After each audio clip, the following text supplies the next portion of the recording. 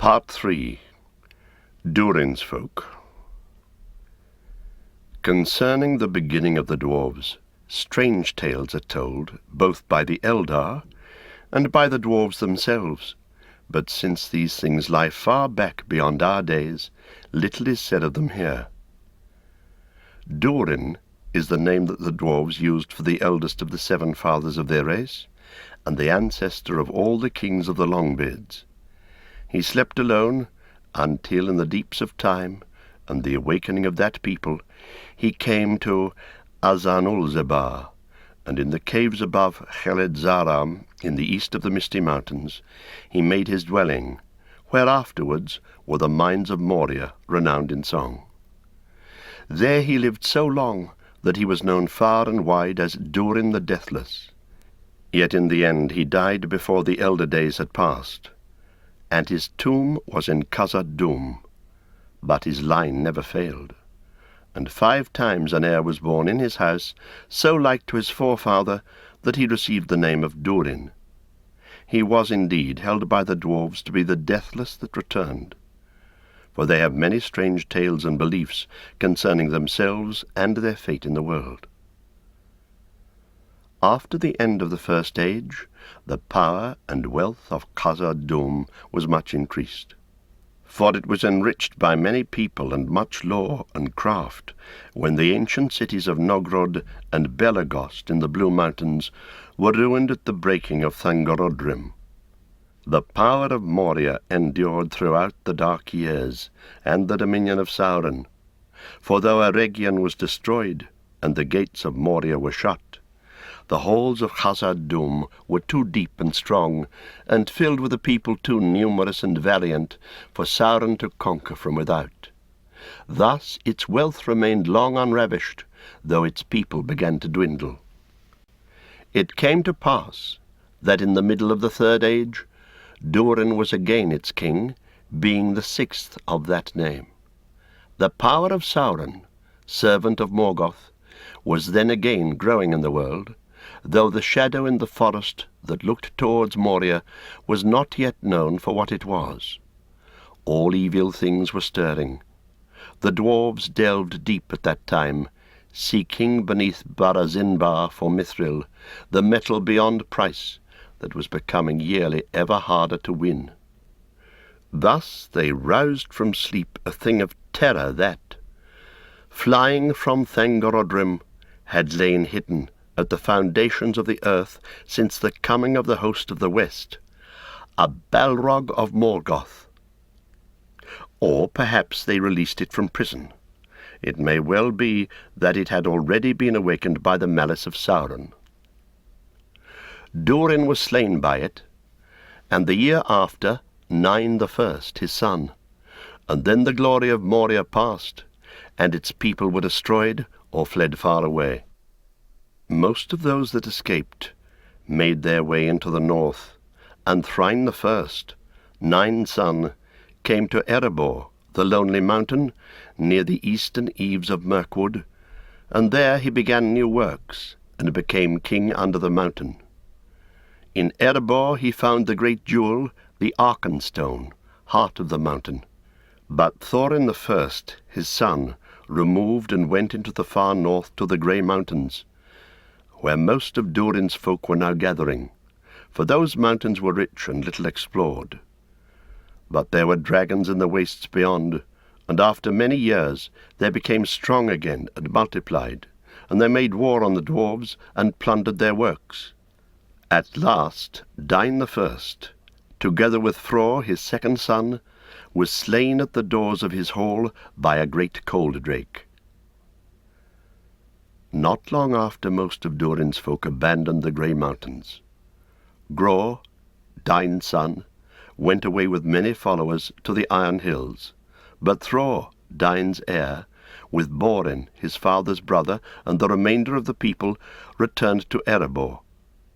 To the great hall of Thrain, Thror brought back the Arkenstone, and he and his folk prospered and became rich, and they had the friendship of all men that dwelt near. For they made not only things of wonder and beauty, but weapons and armour of great worth.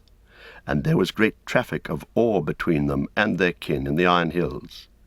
Thus the Northmen who lived between Durin, river running, and Carnen, red water, became strong and drove back all enemies from the east, and the dwarves lived in plenty, and there was feasting and song in the halls of Erebor.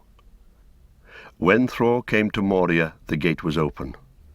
Na begged him to beware, but he took no heed of him, and walked proudly in as an heir that returns.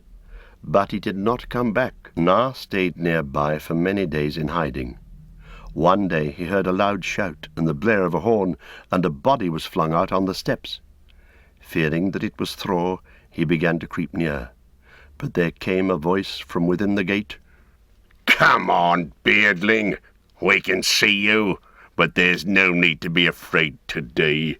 We need you as a messenger."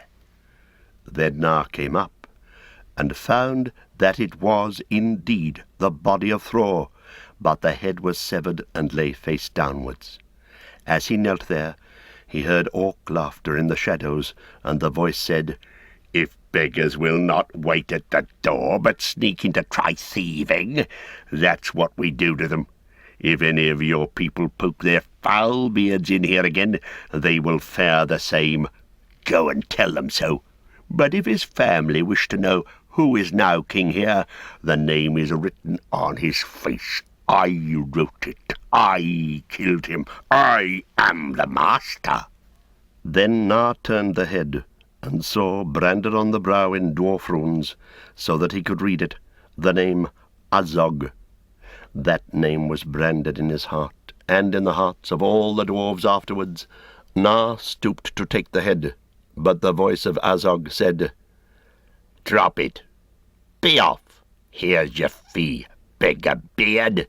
A small bag struck him. It held a few coins of little worth.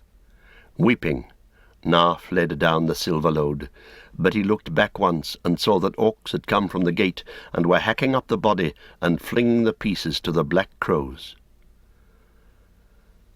Such was the tale that Na brought back to Thrain, and when he had wept and torn his beard, he fell silent. 7 days he sat and said no word. Then he stood up and said, "This cannot be borne." That was the beginning of the war of the dwarves and the orcs, which was long and deadly, and fought for the most part in deep places beneath the earth.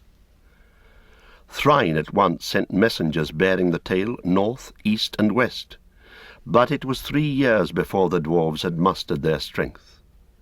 Durin's folk gathered all their host, and they were joined by great forces sent from the houses of the other fathers, for this dishonour to the heir of the eldest of their race filled them with wrath. When all was ready, they assailed and sacked one by one all the strongholds of the orcs that they could, from Gundabad to the Gladden. Both sides were pitiless, and there was death and cruel deeds by dark and by light. But the dwarves had the victory through their strength, and their matchless weapons, and the fire of their anger, as they hunted for Azog in every den under mountain. At last all the orcs that fled before them were gathered in Moria, and the dwarf host, in pursuit, came to Azanulbizar. That was a great vale that lay between the arms of the mountains about the lake of Khaled Zaram, and had been of old part of the kingdom of Khazad-dûm. When the dwarves saw the gate of their ancient mansions upon the hillside, they sent up a great shout like thunder in the valley. But a great host of foes was arrayed on the slopes above them, and out of the gates poured a multitude of orcs that had been held back by Azog for the last need. At first fortune was against the dwarves, for it was a dark day of winter without sun, and the orcs did not waver, and they outnumbered their enemies, and had the higher ground. So began the battle of Azanulbizar, or Nandohirion in the Elvish tongue, at the memory of which the orcs still shudder and the dwarves weep. The first assault of the vanguard, led by Thrain, was thrown back with loss, and Thrain was driven into a wood of great trees that then still grew not far from Khaled Zaram. There Freyren his son fell, and Fundin his kinsman, and many others, and both Thrain and Thorin were wounded. Elsewhere the battle swayed to and fro with great slaughter, until at last the people of the Iron Hills turned the day. Coming late and fresh to the field, the mailed warriors of Nine, Groa's son, drove through the orcs to the very threshold of Moria, crying, "Azog! Azog!" as they hewed down with their mattocks all who stood in their way. It is said that Thorin's shield was cloven, and he cast it away, and he hewed off with his axe a branch of an oak, and held it in his left hand to ward off the strokes of his foes, or to wield as a club. In this way he got his name. Then Nine stood before the gate, and cried with a great voice, "Azog, if you are in, come out, or is the play in the valley too rough?" Thereupon Azog came forth, and he was a great orc with a huge iron-clad head, and yet agile and strong. With him came many like him, the fighters of his guard, and as they engaged Nine's company, he turned to Nine and said, "What? Yet another beggar at my doors? Must I brand you too?" With that he rushed at Nine, and they fought. But Nine was half blind with rage, and also very weary with battle, whereas Azog was fresh and fell and full of guile. Soon Nine made a great stroke with all his strength that remained, but Azog darted aside and kicked Nine's leg, so that the mattock splintered on the stone where he had stood. But Nine stumbled forward. Then Azog, with a swift swing, hewed his neck. His mail collar withstood the edge, but so heavy was the blow that Nine's neck was broken, and he fell. Then Azog laughed, and he lifted up his head to let forth a great yell of triumph, but the cry died in his throat. For he saw that all his host in the valley was in a rout, and the dwarves went this way and that, slaying as they would, and those that could escape from them were flying south, shrieking as they ran, and hard by all the soldiers of his guard lay dead. He turned and fled backwards towards the gate. Up the steps after him leapt a dwarf with a red axe. It was Dine Ironfoot, Nine's son. Right before the doors he caught Azog, and there he slew him, and hewed off his head. That was held a great feat, for Dine was then only a stripling in the reckoning of the dwarves. But long life and many battles lay before him, until old but unbowed he fell at last in the war of the ring. Yet hardy and full of wrath as he was, it is said that when he came down from the gate he looked grey in the face, as one who has felt great fear. When at last the battle was won, the dwarves that were left gathered in Azanulbizar. They took the head of Azog, and thrust into its mouth a purse of small money, and then they set it on a stake. But no feast nor song was there that night, for their dead were beyond the count of grief. Barely half of their number, it is said, could still stand or had hope of healing. None the less in the morning Thrain stood before them. He had one eye blinded beyond cure, and he was halt with a leg wound, but he said, "Good, we have won the victory. Khazad-dûm is ours." But they answered, "Durin's heir you may be, but even with one eye you should see clearer. We fought this war for vengeance, and vengeance we have taken, but it is not sweet. If this is victory, then our hands are too small to hold it." And those who were not of Durin's folk said also, "Khazad-dûm was not our father's house. What is it to us, unless a hope of treasure? But now, if we must go without the rewards and the weir-gilds that are owed to us, the sooner we return to our own lands, the better pleased we shall be." Then Thrain turned to Dine and said, "But surely my own kin will not desert me?" "No," said Dine, "you are the father of our folk, and we have bled for you, and will again. But we will not enter Khazad-dûm. You will not enter Khazad-dûm. Only I have looked through the shadow of the gate. Beyond the shadow it waits for you still, Durin's bane. The world must change, and some other power than ours must come before Durin's folk walk again in Moria." So it was, that after Azan-ol-Bizar the dwarves dispersed again. But first with great labour they stripped all their dead, so that orcs should not come and win there a store of weapons and mail. It is said that every dwarf that went from that battlefield was bowed under a heavy burden. Then they built many pyres and burned all the bodies of their kin.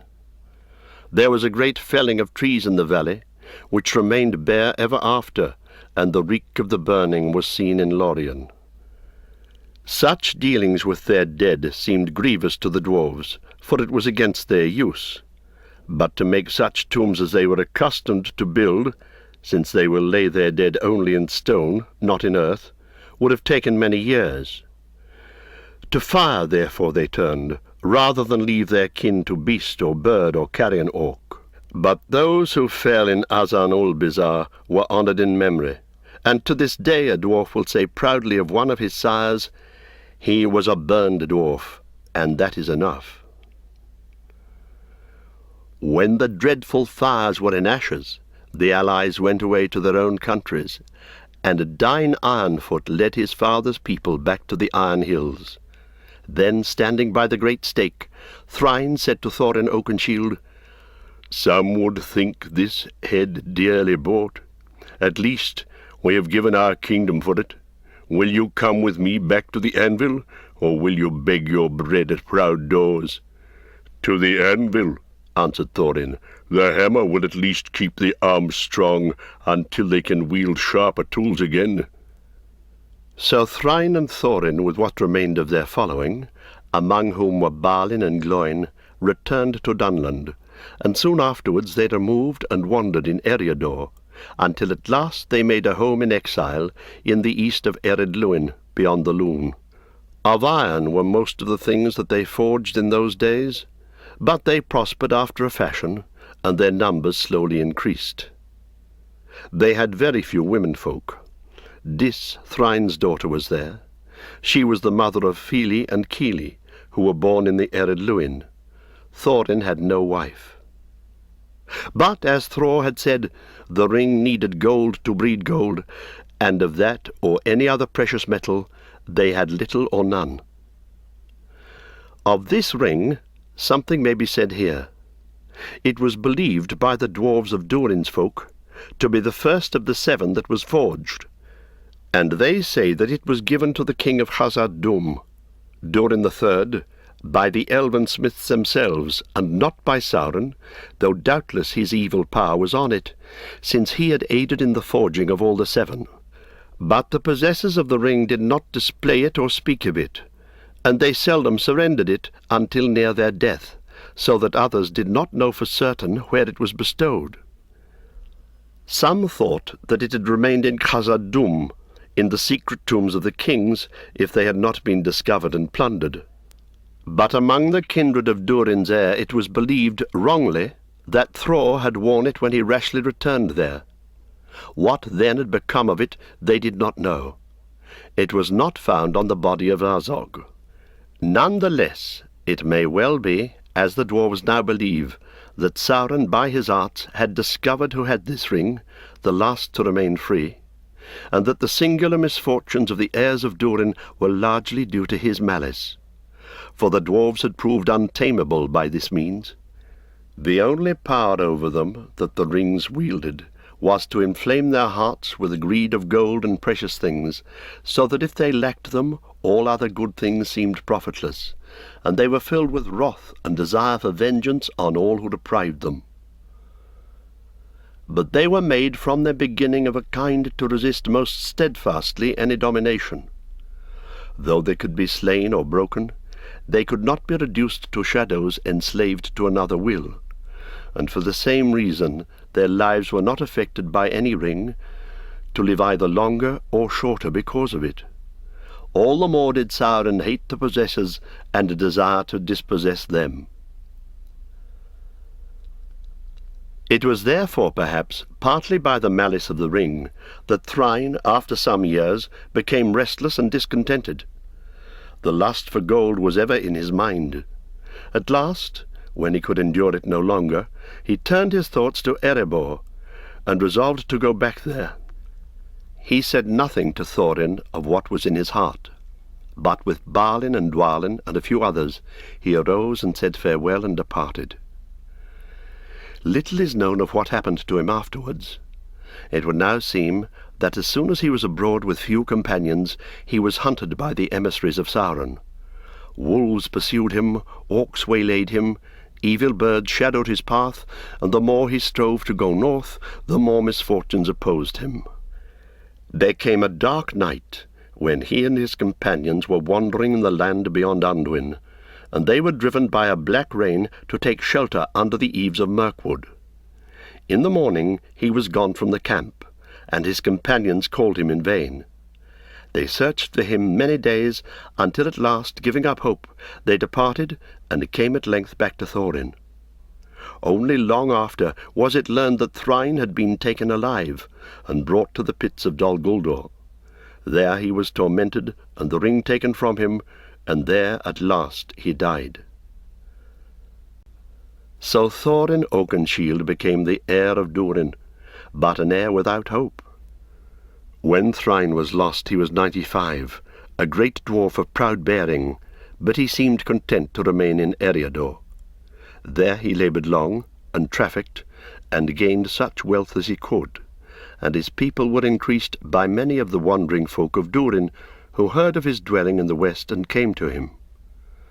Now they had fair halls in the mountains, and store of goods, and their days did not seem so hard, though in their songs they spoke ever of the lonely mountain far away.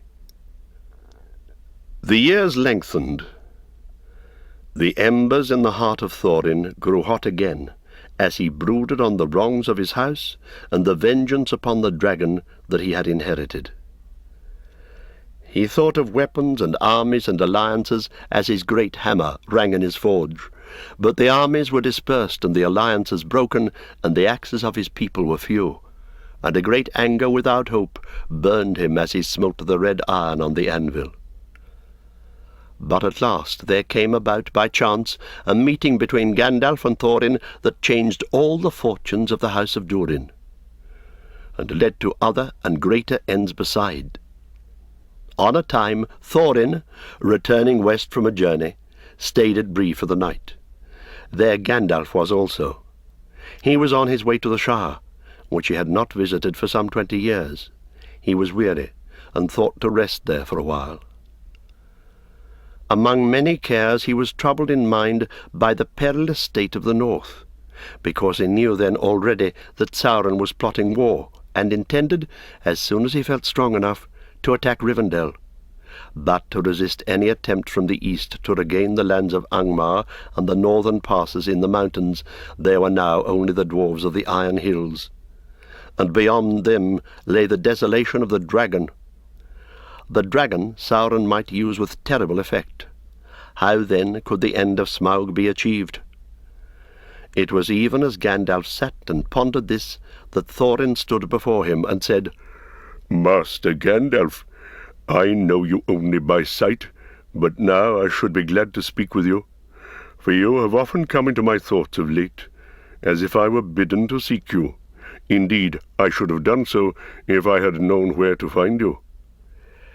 Gandalf looked at him in wonder. "That is strange, Thorin Oakenshield," he said, "for I have thought of you also, and though I am on my way to the Shire, it was in my mind that is the way also to your halls." "Call them so, if you will," said Thorin. "They are only poor lodgings in exile, but you would be welcome there if you would come, for they say that you are wise, and know more than any other of what goes on in the world, and I have much on my mind, and would be glad of your counsel." "I will come," said Gandalf, "for I guess that we share one trouble at least. The dragon of Erebor is on my mind, and I do not think that he will be forgotten by the grandson of Thror." The story is told elsewhere of what came of that meeting, of the strange plan that Gandalf made for the help of Thorin, and how Thorin and his companions set out from the Shire on the quest of the lonely mountain that came to great ends unforeseen. Here only those things are recalled that directly concern Durin's folk. The dragon was slain by Bard of Esgaroth, but there was battle in Dale. For the orcs came down upon Erebor as soon as they heard of the return of the dwarves, and they were led by Bolg, son of that Azog whom Dain slew in his youth. In that first battle of Dale, Thorin Oakenshield was mortally wounded, and he died, and was laid in a tomb under the mountain with the Arkenstone upon his breast. There fell also Fili and Kili, his sister sons. But Dain Ironfoot, his cousin, who came from the Iron Hills to his aid, and was also his rightful heir, became then King Dain II, and the kingdom under the mountain was restored, even as Gandalf had desired. Dain proved a great and wise king, and the dwarves prospered and grew strong again in his day. In the late summer of that same year, 2941, Gandalf had at last prevailed upon Saruman and the White Council to attack Dol Guldur, and Sauron retreated and went to Mordor, there to be secure, as he thought, from all his enemies. So it was that when the war came at last, the main assault was turned southwards. Yet even so, with his far-stretched right hand, Sauron might have done great evil in the north, if King Dain and King Brand had not stood in his path. Even as Gandalf said afterwards to Frodo and Gimli, when they dwelt together for a time in Minas Tirith. Not long before news had come to Gondor of events far away. "I grieved at the fall of Thorin," said Gandalf, "and now we hear that Dain has fallen, fighting in Dale again, even while we fought here. I should call that a heavy loss, if it was not a wonder, rather, that in his great age he could still wield his axe as mightily as they say that he did, standing over the body of King Brand before the gate of Erebor until the darkness fell. Yet things might have gone far otherwise and far worse. When you think of the great battle of the Pelennor, do not forget the battles in Dale and the valour of Durin's folk. Think of what might have been. Dragonfire and savage swords in Eriador, night in Rivendell. There might be no queen in Gondor. We might now hope to return from the victory here only to ruin and ash. But that has been averted, because I met Thorin Oakenshield one evening on the edge of spring in Bree. A chance meeting, as we say in Middle-earth." This was the daughter of Thrain II. She is the only dwarf woman named in these histories. It was said by Gimli that there are few dwarf women, probably no more than a third of the whole people. They seldom walk abroad except at great need. They are in voice and appearance, and in garb if they must go on a journey, so like to the dwarf men that the eyes and ears of other peoples cannot tell them apart. This has given rise to the foolish opinion among men that there are no dwarf women, and that the dwarves grow out of stone. It is because of the fewness of women among them that the kind of the dwarves increases slowly, and is in peril when they have no secure dwellings.